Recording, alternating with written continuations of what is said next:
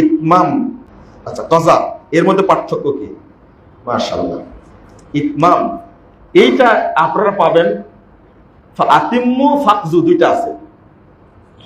একটা হলো কাজা মানে যেটা আগে চলে গেছে সেটা কি করা, পূরণ করা। আর ইতমাম মানে আপনি যেখান থেকে শুরু করেছেন তারপর থেকে পূরণ করা, এটা হলো ইতমাম। ঠিক আছে, এই মাসালাটা পাবেন কোন জায়গায়?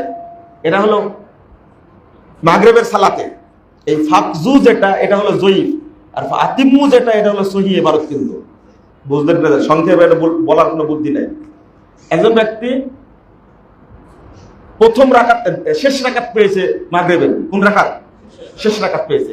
এখন সে কি করবে? শেষ রাকাত পেল, ওই 2 রাকাত কিভাবে পড়বে?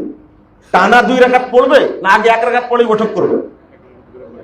হ্যাঁ, 2টা হাদিসে আসছে, কিন্তু সেটা ফাকজু যেটা 2 রাকাত পড়ে বৈঠক করবে, এই হাদিসের সনদ জয়ীফ।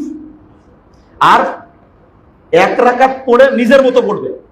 প্রথম রাকাত পেয়েছে মানে তার 1 রাকাত পেয়েছে, তাই না? তারপরের রাকাত নিজের 1 রাকাত পড়ে 2 রাকাত কি করবে? পূরণ করবে। তাশাহুদ পড়বে, পূরণ করলো। তারপরে 1 রাকাত শেষ রাকাত পড়ে কি করবে? সালাম ফেরাবে। এটা হলো ইতমাম।